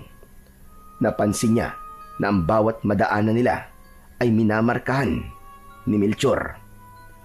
Bakit mo naman yung ginagawa? Kadalasan kasi ng mga pumupunta dito hindi na nakakauwi pa. Nililigaw sila ng mga aswang hanggang sa maging panghimagas na sila ng mga ito. Huwag kang mag-alala, Melchor. Hindi ako basta-basta maliligaw. Oh, nandito na pala tayo eh. Halika, Melchor. Bilisan mo. Ayun ang bahay namin. Teka. Parang kinakabahan na akong magpakita sa tatay mo eh. Ano? Ngayon ka ba kakabahan? Eh, malapit ka na sa bahay namin. Saglit, at tatawagin ko lang si tatay. Tay? Tay, may bisita po tayo. Kaibigan ko po, si Melchor. Halika, Melchor, pumasok ka sa bahay namin. Huwag ka nang mahiya. Lumabas si Mang Goyong mula sa kusina, bitbit ang sandok. Katatapos lamang niya magluto at sakto ang pagdating ng dalawa. Melchor, welcome nga pala sa munting bahay namin. Sakto, katatapos ko lang magluto. Siya nga pala, Bibong. Bakit nakabalik ka na kagad? Hindi na po ako tumuloy, Tay. Baka mamaya na lang po ako babalik doon. May lakad ka pala? Akala ko ba mamamasyal ka lang? Oo, pupuntahan ko sana ang kaibigan ko. Ha? Kaibigan? Di ba ang sabi mo? Oo na, huwag ka na magtampo. Hindi ko kagad sinabi sa'yo kasi ayaw nung kaibigan ko na sabihin na doon siya nakatira sa kagubatan eh. O siya, sige na. Tama na yan. Saglit lang at maghahain ako nang makakain na kayo. Siguradong napagod kayo papunta rito. Talagang napagod po at nagutom po ako, Tay. Ang sakit pa nga po ng mga paa ko eh. Hayaan mo mamaya. Papahira natin yan ng langis at hihilutin. Aayusin ko muna ang ngapag nang makakain na kayo. O maiwan ko muna kayo sandali Sa kusina muna ako. Opo, Mag-iingat ka, Bibong, sa kahit na sino pang makakasalamuha mo sa kagubatan. sa kahit na sino? Ibig mo sabihin pati sa'yo? Oo, kahit sa akin. Kaibigan na kita, Melchor. Kaya may tiwala ako sa'yo. Basta't wag mo lang yun sirain. Ayos tayo. Hindi ko sisirain ang tiwala mo, Bibong. Panindigan mo yung sinabi mo Buti pa ang tatay mo, maasikaso. Nakakaingit ka. Bakit ang tatay mo? Hindi ka ba inaasikaso? Hindi eh. O siya, halina kayo rito. Kumain na tayo. Opo, Tay. Ito na po. Tara na, Melchor. Magkatabing naupo sina Melchor at Bibong sa maliit na mesa. Habang si Goyong naman ay nakatayo lang sa gilid, nakasandal sa haligi ng kanilang bahay. Dahil kulang ang upuan, minabuti niyang tumayo na lamang at hayaan ang dalawang bata na maupo. Nakangiti siya at tila masayang masaya na may bagong kasama si Bibong. Teka nga, magkaklase ba kayong dalawa? Ha, Melchor? Nako, hindi po. Hindi po ako kaklase ni Bibong. Sa katunayan, kanina lang po kami naging magkaibigan eh. Kung ganun, saan ka nag-aaral? Hindi na po ako nag-aaral. Pinatigil po ako ni tatay eh. Aba, bakit naman? Dapat kayong mga kabataan nag-aaral kayo para makaahon sa hirap. Kapag nakapagtapos kayo, para sa inyo rin naman yun. Mabuti pa nga po si Bibong, pinag-aaral niyo po siya. Gusto ko rin po sana makapag-aral, pero hindi kasi pwede. Magagalit lang po si tatay. Pumunta ka na lang dito palagi sa bahay. Ituturo ko na lang sa'yo lahat ng pinag-aaralan namin sa eskwelahan. Hindi ba, Tay? Maganda pong ideya yon. Oo nga naman, Melchor. Magandang ideya ang sinabi ni Bibong. Ngayong kaibigan ka na ng anak ko, hindi ka na iba sa amin. Anumang oras pwede kang pumunta rito. Ang kaso tong batang ito hindi rin ganun kasipag mag-aral. Minsan, tinatamad pang pumasok. Si tatay talaga oh. Nakakatuwa naman po. Ang gaan po sa pakiramdam na bukal po sa loob ang pagtanggap niyo sa akin. Salamat po talaga. Walang anuman. O sige na, kain na. Lalamig na ang ulam. Kinahapunan, hinatid ni Bibong si Melchor sa paanan ng gubat. Balak sana ni Melchor na siya na lang, pero nagpumilit si Bibong na kahit sa paanan ng gubat na lang siya ihatid. Dito ka na lang, Bibong. Huwag mo na akong ihatid sa amin. Kapag ihahatid mo pa ako, baka gabihin ka sa daan Hindi ligtas. Gusto ko sanang makita ang tatay mo eh. Hindi. Hindi niya gusto sa mga tulad mo. Aray parang sinabi mong ang pangit ko, kaya hindi niya ako gusto. Hindi naman sa ganun. Bakit naman? Ano ba naman yung tatay mo? Ang pangit naman ng ugali niya. Sinabi mo pa. Kaya nga, huwag ka nang mapilit na sumama sa akin. Dahil hindi ni tatay magugustuhan yon. O sige, basta't mag-iingat ka na lang Gusto pa nga sana niyang ihatid si Melchor sa kanila, pero tumanggi ito. Ilang saglit pang pinagmasdan ni Bibong si Melchor nang tuluyan na itong mawala sa kanyang paningin. Nagsimula na si Bibong na tahakin ang daan papunta sa barong-barong ni Nanang Kuping. Dahil hindi natuloy ang kanyang plano kanina, ngayon na lang siya pupunta sa matanda. Nang papalapit na siya, natanaw na niya si Nanang Kuping. Nasa labas ng barong-barong at nag-aalay ng mga pagkain sa puno. Akala ko hindi ka na pupunta. Pasensya na po kayo, Nanang Kuping, kung hapon na po ako nakapunta. Walang kaso yon. Ang importante, nakarating ka ngayon. Nanang Kuping, bakit po kayo naglalagay po ng pagkain sa punong yan? Dahil ang paglalagay ng pagkain sa puno ay isang sagradong alay at paraan ng paggalang sa ating mga ninuno. Pinaniniwalaan ng mga espiritu ng mga yumaon sa tigwar ay nananatiling gabay at tagapagtanggol ng ating angkan. Ang puno rin ang magsisilbing tulay ng daigdig ng tao at ng espiritu. Kaya sa bawat alay, nagpapakita ito ng pasasalamat at humihiling ng lakas at proteksyon laban sa mga kasamaan, lalong-lalo na sa mga aswang. Nanang Kuping, pansin ko po pala na may benda po ang braso nyo Bakit po kayo may sugat? Nang makita ko po kayo sa gitna ng tubuan, sugatan din kayo. Inatake ako ng aswang kagabi. Hinintay lamang nito. Natanggalin ko ang sagradong proteksyon ng aking barong-barong bago siya sumalakay. Ganito talaga, Bibong. Kapag nakikipaglaban ka sa mga aswang, hindi may iiwasang masaktan at masugatan ka. Hindi po ba nasa mga banal na dasal kayang magpagaling po ng sugat?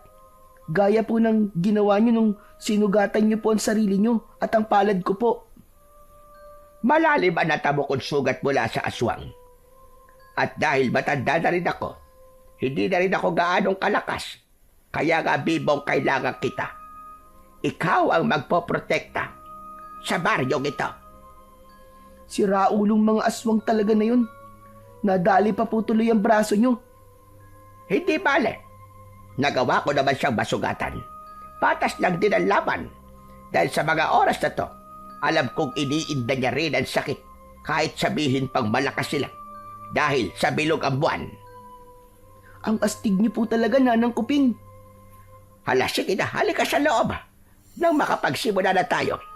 Dinala mo ba ang libro? Naku, pasensya na po, Nanang Kuping. Naiwan ko po pala sa bahay. Pero huwag po kayong mag-alala dahil binasa ko po yung kagabi. Nakakamangha nga po dahil ang bilis pumasok po sa isip ko. Hindi katulad po ng mga aralin sa eskwelahan. Ang hirap alalahanin. Mabuti naman kung ganon. O siya, tara na sa loob. Nang pumatak ang 6:00, naisipan ni Bibong na umuwi na. Marami silang napag-aralang dasal at orasyon ngayon. Hindi nga makapaniwala si Bibong na nagawa niyang pahilumin ang sugat sa braso ni Nanang Kuping. Mag-iingat ka sa daan pa uwi, Bebong. Kayo rin po, mag-iingat po kayo dito sa inyo. Salamat po. Tumalikod na si Bibong at nagsimulang maglakad. Nasa kalagitnaan na siya ng gubat nang mapansin niya ang mga taong tila nagpuprosesyon. Tuwid silang nakapila at nakayuko habang may hawak na itim na kandila. Napahinto si Bibong. Nanlaki ang mga mata sa pagtataka.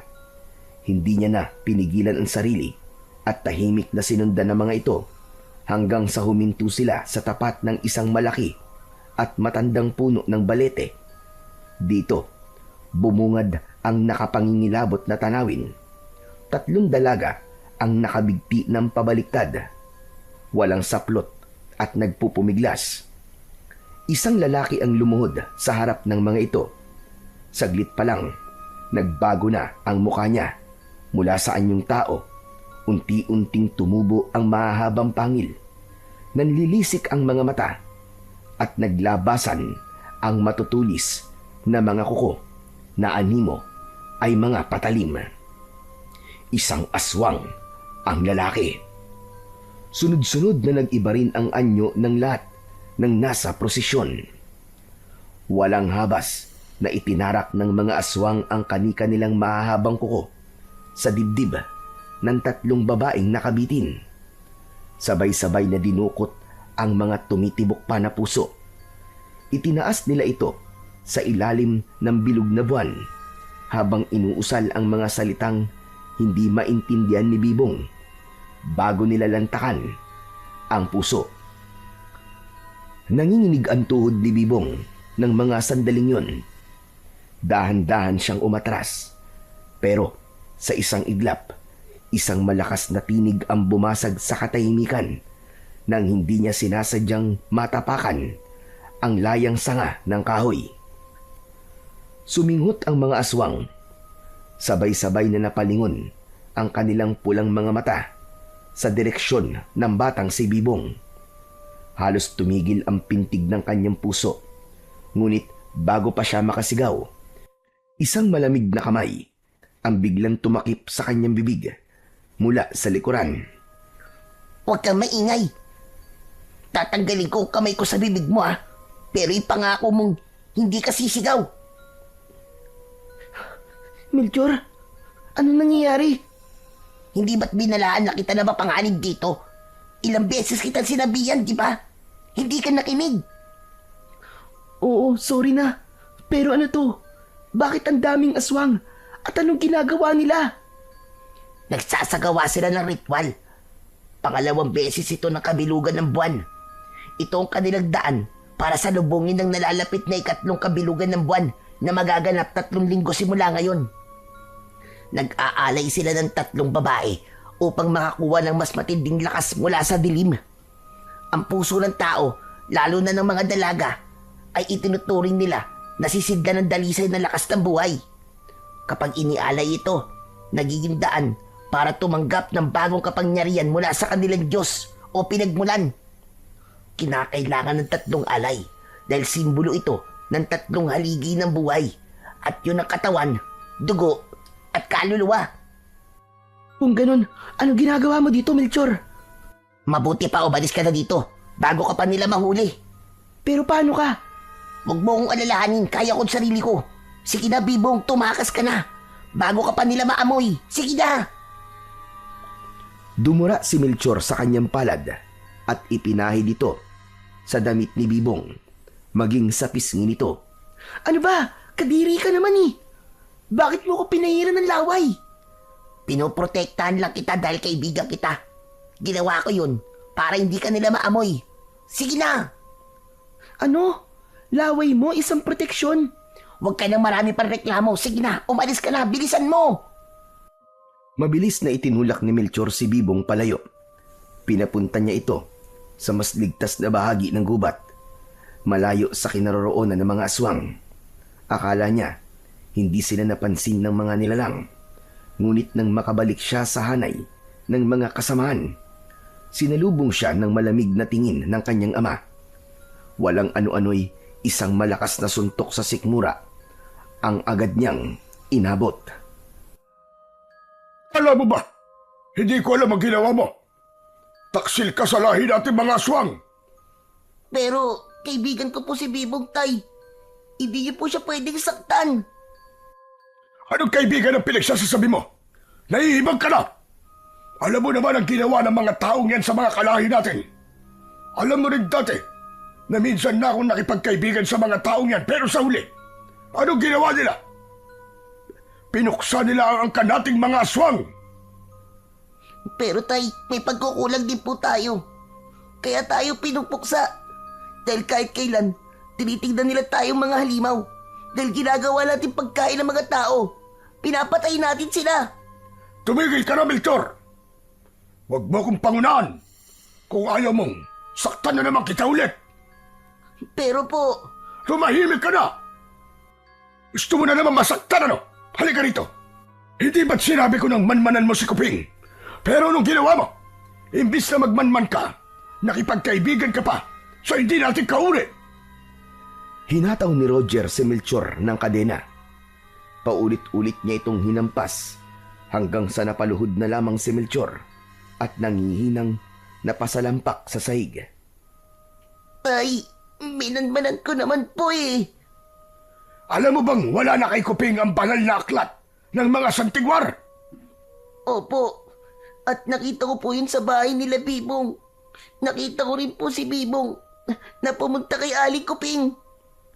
Kung ganon, kunin mo ang banal na aklat ng mga santigwar at punitin mo ang huling pahina.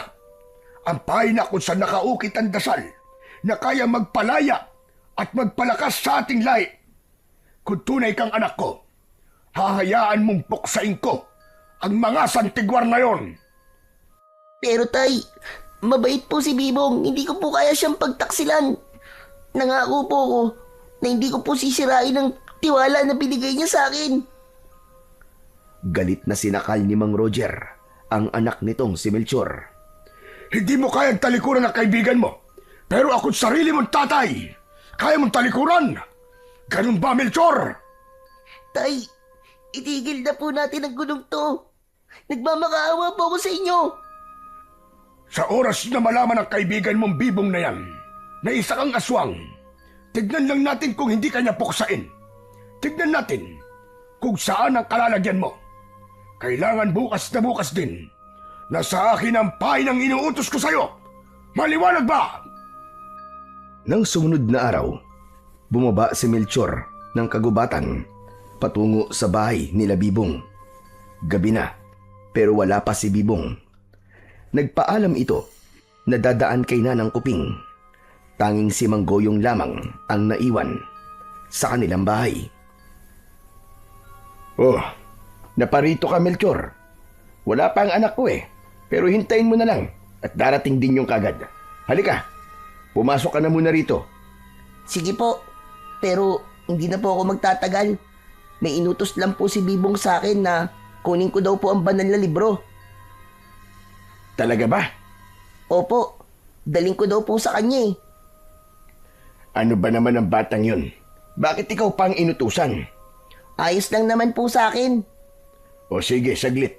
At kukunin ko muna ang libro. Pansamantalang umalis si Mang Goyong para kunin ang librong itinago ni Bibong sa ilalim ng kama. Patawarin mo ko, Bibong. Makalipas ang ilang saglit, bumalik si Mang Goyong. Hawak-hawak ang banal na libro. Sa paglapit niya, maingat niya tong iniabot kay Melchor. Ngunit pagdampi pa lamang sa palad ni Melchor ng libro, agad na kumislap ang mga ukit na simbolo sa ibabaw. Isang nakakapasong init ang dumaloy sa kanyang balat, para bang nasunog mismo ang laman ng kanyang kamay. Napasigaw si Melchor at bahagyang nabitiwan nito ang libro habang umuusok ang balat niya sa pagkasunog. Oh, ano nangyari sa'yo, Melchor? Halika, basahin mo ang kamay mo. Hindi ko po alam. Bigla na lang pong napaso ang kamay ko nang hawakan ko po ang libro. Teka, talaga bang inutusan ka ng anak ko na kunin ang librong to, ha, Melchor? Opo. Kung ganun, bakit nasunog ang balat mo? Hindi ko po talaga alam. Saglit. Ibabalit ko na lamang yan ng tela. Agad na binalot ni Goyong ng makapal na tela ang banal na libro upang hindi na muling dumikit sa balat ni Melchor ang nakakapasong init na nagmumula rito. Ngunit kahit nakabalot na, patuloy pa ring sumisingaw ang nakakasunog na apoy mula sa loob, para bang pilit na lumulusot palabas. Hindi na nag-aksaya ng oras si Melchor. Mabilis siyang umalis. Sa bilis ng kanyang pagtakbo, hindi niya namalayan. Napapunta rin ng kagubatan si Bibong. Pauwi, galing kay Nanang Kuping. Nagbanggaan silang dalawa at sa lakas ng banggaan nila, tumilapon ang binalot na libro mula sa kamay ni Melchor. Napahinto si Bibong. Nagtataka at agad na napako ang tingin sa mahiwagang aklat na yon. Hindi siya makapaniwala na hawak-hawak ni Melchor ang mahiwagang aklat. Melchor? Teka, bakit nasa iyo ang librong yan? Sino nagbigay sa niyan? Magpapaliwanag ako, Bibong. Huwag kang magalit. Huwag magalit? Bakit hindi ako magagalit? Magnanakaw ka! Patawarin mo ako, Bibong. Pero kailangan kong dalhin ang librong to kay tatay. Hindi! Hindi ako papayag na makuha mo to. At saka, bakit naman kailangan to yung tatay mo? Bakit niya pag-iinteresan ng librong to? Agad na napahinto sa pagsasalita si Bibong nang mapagtanto niya ang lahat. Tila hindi siya makapaniwala sa naiisip. Aswang ba ang tatay mo? Kung ganun, isa ka rin bang aswang, Melchor? Oo, Bibong. Patawarin po ko kung inilihim ko sa'yo na aswang ako at ang pamilya namin. Pero maniwala ka, kaibigan ang turing ko sa'yo. Hindi ko lang talaga kayang talikuran si tatay. Ano ba, Melchor? Gumising ka nga. Hindi ka gaya ng tatay mo. Mabuti kang aswang at huwag mo siyang tularan. Kapag napasa kami niyan librong yan, siguradong kadiliman na lang ang mamamayani. Gusto mo ba yun? Hindi, Bibong. Pero wala na akong magagawa pa. Kaya nga tulungan mo kami mapabagsak ang mga aswang, Melchor. Tulungan mo kami. Uubusin niyo ang lahi ko? Pati ako ba? Hindi. Kaibigan kita, Melchor. Hindi ko magagawang saktan ka. Maniwala ka sa akin. Kaibigan mo pa rin ako? Kahit isa akong aswang? Kahit ano ka pa, Melchor. Kaibigan ang turing ko sa'yo. Hindi yun magbabago. Kaya sana makipagtulungan ka sa amin ni Nanang Kuping na puksain lahat ng masasamang aswang na pumupuntirya ng mga tao. Ngumiti si Melchor. Saka mahigpit na niyakap si Bibong. Sa unang pagkakataon, nakaramdam siya ng kakaibang init. Hindi galit o takot, kundi isang pag-asa. Para bang sa tulong ni Bibong, may pagkakataon pa siyang kumawala sa dilim na kinaroroonan niya. Oh, ito na ang libro. Teka, sandali. Bakit hindi na ako napaso?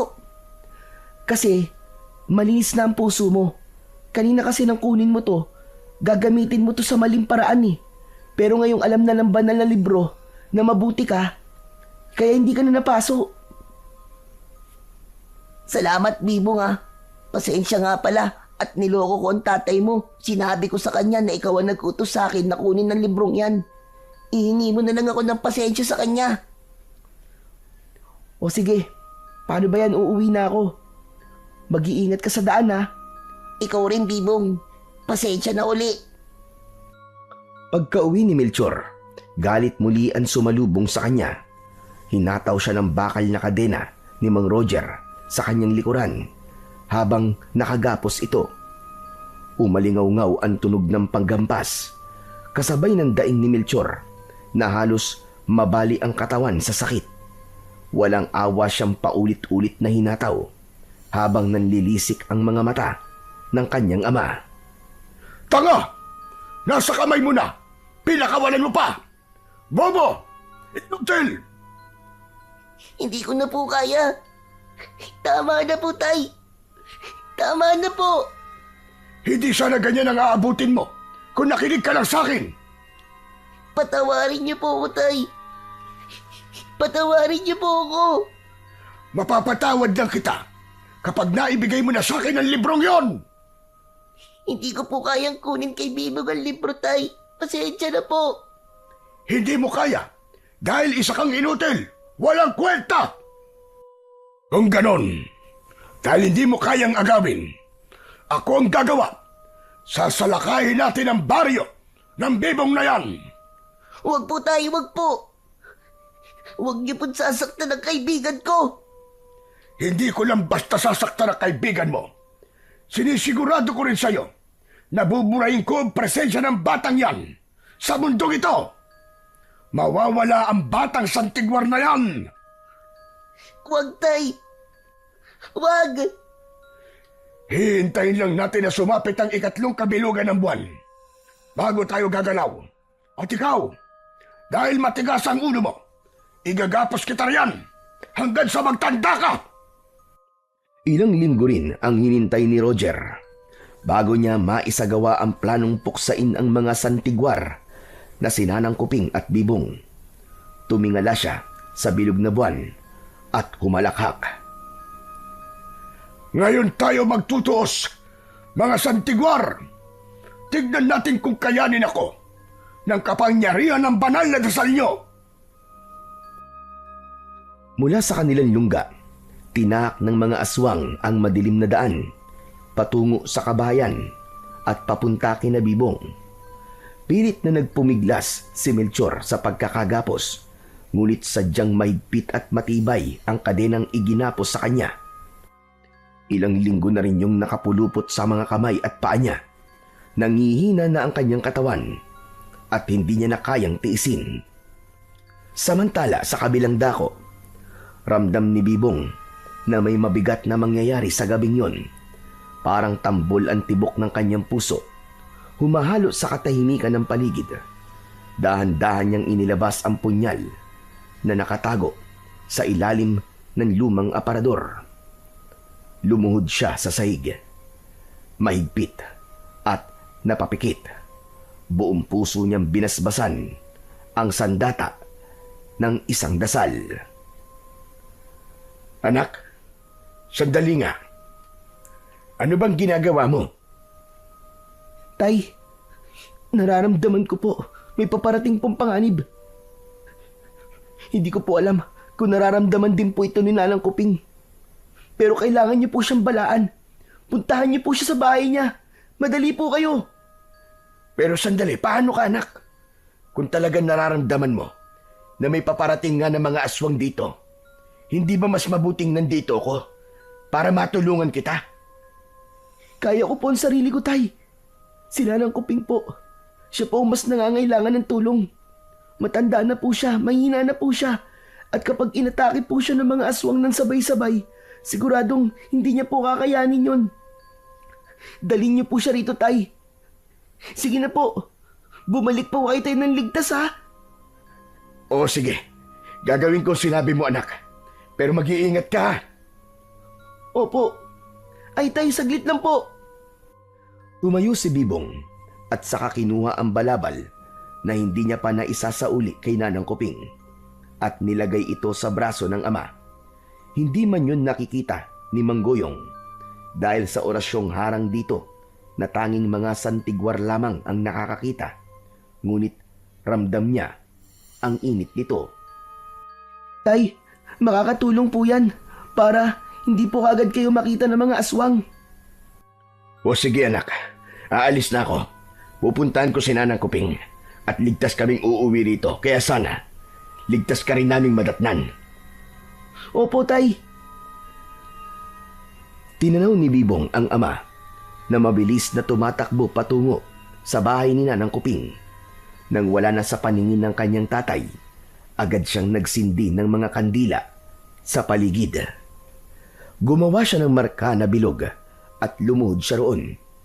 Isa itong sagradong harang. Kapag binigkas na ni Bibong ang mga dasal ng santigwar, mababalutan ng proteksyon ang mismong marka. Kaya nagiging harang na hindi basta malalampasan ng mga nilalang ng dilim. at kung susubukin nilang pasukin ito, agad na masusunog ang kanilang mga balat. Habang abala si Bibong, may biglang malakas na kaluskos mula sa itaas ng isang puno. Tila ba may kung anong dambuhalang biglang dumaong doon. Bumaluktot ang mga sanga, halos mabali sa bigat ng nakadapo. Kasabay noon ang nakakatakot na alulong ng mga aso. Lalong bumilis ang tibok ng dibdib ni Bibong. At mula sa dilim ng itaas, unti-unting bumaba ang aswang. Lumundag siya at mabilis na lumapag sa lupa bago nagpakawala ng isang nakakakilabot na ngiti. Dahan-dahan itong lumapit kay Bibong, ngunit agad ding napahinto nang matapakan nito ang bilog na marka. Nasunog ang bandang talampakan nito na ikinangit-ngit ng aswang. Hindi mo ko kaya, Totoy! Sino nagsabi sa'yo na hindi kita kaya? Kaya kitang puksain, aswang ka! Matapang ka! Pero tignan natin kung saan ka dadalhin ang tapang mo! Napaatras si Bibong. Halos manginig ang tuhod sa takot nang isa-isang sumulpot mula sa dilim ang iba pang mga aswang. Ngunit ang mas matinding ikinatakot ni Bibong ay ang nakita niyang bit-bit ng mga ito.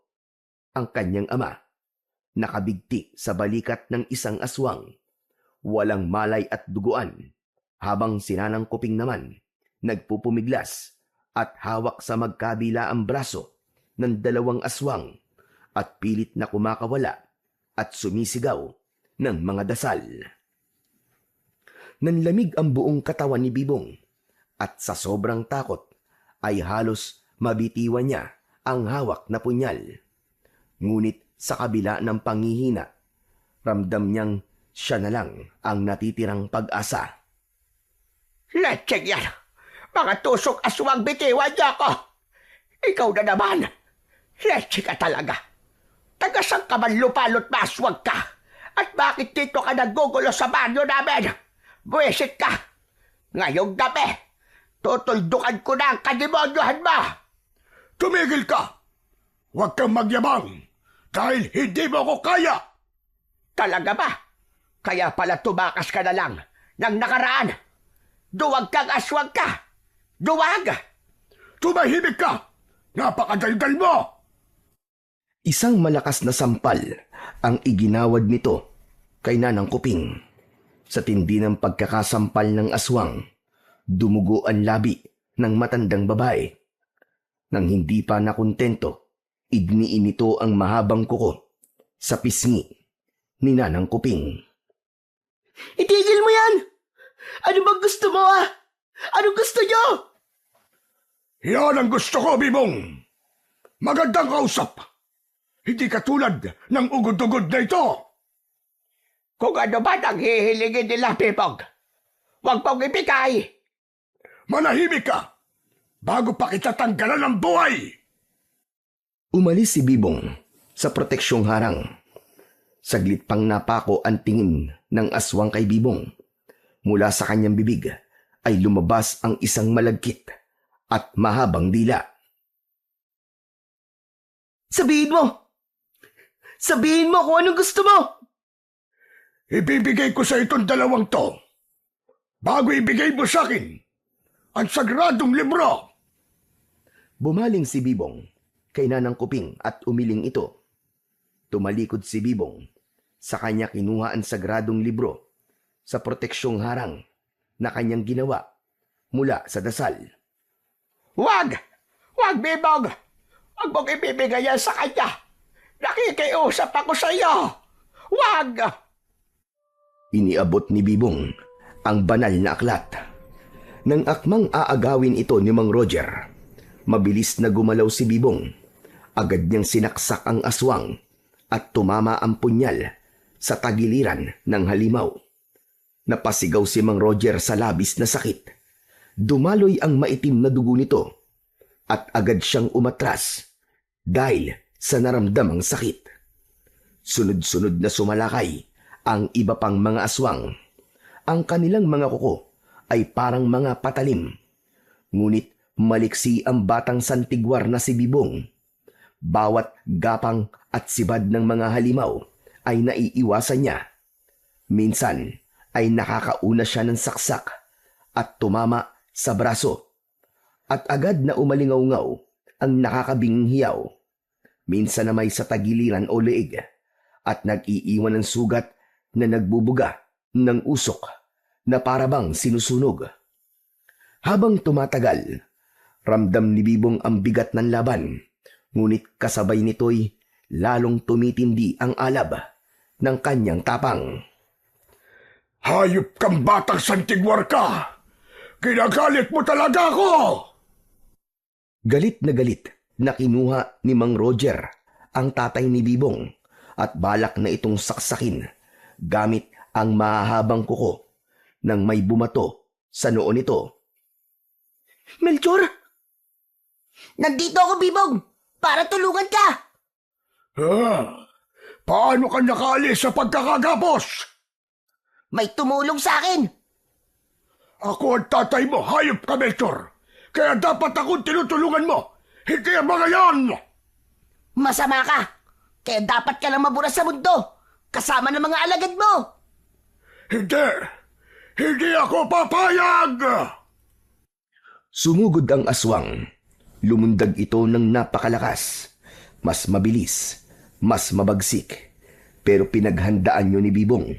Sa isang mabilis na hambalos, tumama ang punyal sa balikat ng aswang. Dalhin mo, Melchor! Kunin mo si tatay at nanang Kuping! Ako nang bahala dito! Sige na! Bilisan mo! Alam mo ba, kung anong klaseng punyal ang sumugat sa iyong aswang ka? Huwag kang magsaya, dahil kahit ilang sugat pa ang gawin niyo sa akin, ay kaya-kaya ko itong pagalingin. Talaga ba? Ang sandatang hawak ni Bibong ay hindi isang karaniwang punyal lamang. Tinatawag itong punyal ng mahabaging pinagmulan ng aming lahi. Isang sagradong pamana mula pa sa mga kanununuan namin. Sinasabing kasabay itong nilikha ng unang maisulat ang banal na libro ng mga santigwar upang maging kapatid na sandata nito laban sa mga nilalang ng dilim na kagaya ninyo. Sa mismong kahoy na hawakan, nakaukit ang mga sinaunang baybayin, mga sumpa na tiyak nasisira at magpaparusa sa sino mang halimaw na tatamaan ng talim nito. Anong ibig mo sabihin? Ang ibig sabihin ni nanang Kuping ay katapusan niyo na! Lumuhod si Bibong sa gitna ng bilog na proteksyon. Maigpit na hawak ang banal na aklat ng mga santigwar. Sa mabigat na tinig, sinimulan niyang basahin ang nakasulat na mga dasal. Unti-unting umalingaw-ngaw ang kanyang tinig sa buong paligid. Mula sa mga pahina ng aklat, sumiklab ang nakakasilaw na liwanag at ang katawan ni Bibong ay nabalutan ng asul na apoy na hindi nakakasakit sa kanya, kundi nagpoprotekta. Habang lumalakas ang kanyang pag-usal ng dasal, lalo ring tumitindi ang pagliyab ng liwanag. Nang abutin ng dasal ang rurok nito, nagsimulang lumiyab at umusok ang mga katawan ng mga aswang. Ang kanilang mga balat ay nagkabitak-bitak. Ang kanilang hiyaw ay umalingaw-ngaw sa buong paligid at isa-isa silang natupok sa apoy ng dasal hanggang sa pumutok ang isang malakas na liwanag at sa isang iglap, naglaho ang lahat ng mga aswang, liban kay Melchor. Bago pa ito makakilos, mabilis na sumulpot si Nanang Kuping at mariing itinapat ang matalim na kutsilyo sa leeg ng bata. Isa ka ring aswang, hayop ka! Dapat ka ring mawala! Wag! Wag, nanang Kuping! Mabuting aswang po si Melchor. Tinulungan niya po tayo. Paano natin masisiguro na mabuti yan? Baka babayain na kukunwari lang yan. Kampon pa rin siya ni Satanas. Hindi po, nanang Kuping. Mabuti po si Melchor dahil kaibigan ko po siya. Nalimutan niyo po ba, nanang? May dasal ang mga santigwar na para lamang po sa mga masasamang aswang. Ang mga nilalang na puno ng kasakiman ang naglaho po sa liwanag. Pero si Melchor po, naiwan dahil mabuti po siya. Hindi siya sinunog ng dasal kasi pinili niya po ang kabutihan. Salamat. Salamat, Bibong. At binigyan mo ako ng pag-asa. Niyakap ni Melchor si Bibong ng maigpit. Napangiti naman si Nanang Kuping sa tagpong yun at dahan-dahang niyakap din ang dalawang bata. Matapos yun, lumapit si Bibong sa kanyang ama. Marahan niyang hinawakan ang mga sugat sa katawan ni Manggoyong. Ipinikit niya ang kanyang mga mata at taimtim na nanalangin. Mula sa kanyang mga palad, kumislap ang malamlam na liwanag na dumaloy papunta sa mga sugat ng kanyang ama. Unti-unting nagsara ang mga ito at kalaunan ay naghilom na parang walang bakas. Dahan-dahang iminulat ni Manggoyong ang kanyang mga mata. Nang makita niya si Bibong, napangiti siya at agad na niyakap ang anak ng maigpit. Hindi nagtagal ay niyakap na rin nila si Melchor at Nanang Kuping. Sino pala ang tumulong sa'yo na makawala sa gapos, ha, Melchor? Mga kaibigan kong sigbin. Pero, wag po kayong matakot ha. Mabait po siya. Ngayong wala ka ng kasama, Melchor, na mga aswang, masaya ko na tanggapin ka sa pamilya namin. Kahit po, galing po ako sa lahi ng mga aswang, tanggap niyo pa rin po ako. Kahit galing ka pa sa lahi ng aswang, Melchor, anak na rin ang turing ko sa'yo, kaya tanggap kita. Pero sa isang kondisyon sana, hindi ka pwedeng kumain ng tao. Promise po, hindi po ako kakain ng tao. Napangiti si Bibong. Hindi man naging madali ang kanyang pinagdaanan laban sa mga aswang. Natutunan niya ang isang mahalagang aral. Napagtanto ni Bibong na ang kapalaran ay hindi dapat katakutan, bagkus ay dapat nayakapin. At sa kanyang paglalakbay, napatunayan din niya na ang tunay na kaibigan ay hindi nasusukat sa pagkakaiba ng dugo o pinagmulan, kundi sa tiwala at kabutihang ipinapakita. Sa pananampalataya, pagmamahal ng pamilya, at pagkakaibigang totoo, doon matatagpuan ang liwanag na tanging kayang pumawi sa pinakamatinding kadiliman.